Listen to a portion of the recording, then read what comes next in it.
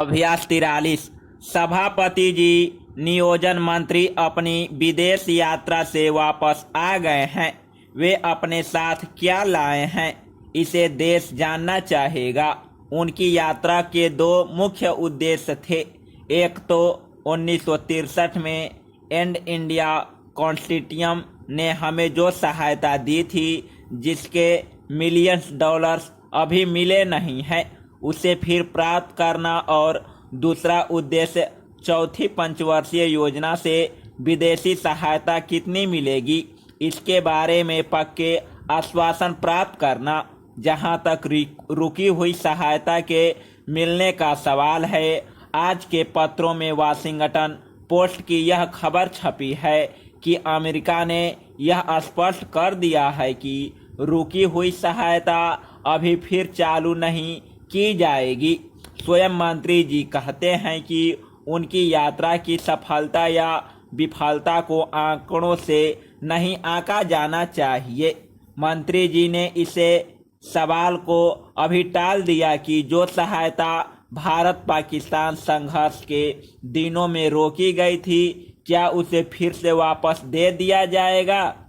सभापति जी, इस बात से इनकार नहीं किया जा सकता कि हम आर्थिक संकटों में फंसे हुए हैं और हमारी आर्थिक कठिनाइयों का फायदा उठाकर हमारी नीतियों को प्रभावित करने की योजनाबद्ध कोशिश की जा रही है।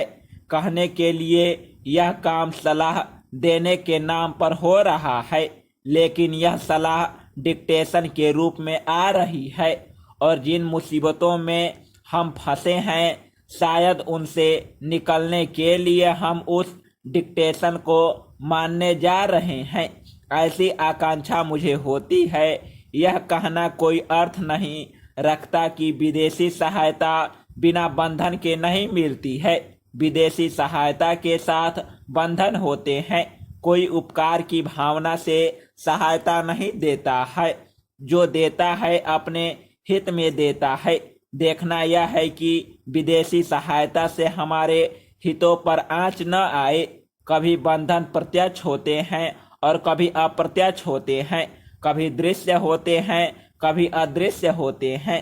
कभी हम कष्टकर होते हैं, कभी अधिक कष्टकर होते हैं। लेकिन विदेशी पूंजी के साथ विदेशी प्रभाव आता है, और अब दबाव आ रहे हैं, इससे कोई इनकार नहीं कर सकता। सभापति जी, यह खेद का विषय है कि हम विदेशी पूंजी पर अधिकाधिक निर्भर होते जा रहे हैं। एक नई बात कही जा रही है कि अगर हमें विदेशी कर्जे से छुटकारा पाना है तो हमें कर्जा लेना चाहिए, निर्भरता समाप्त करने के लिए।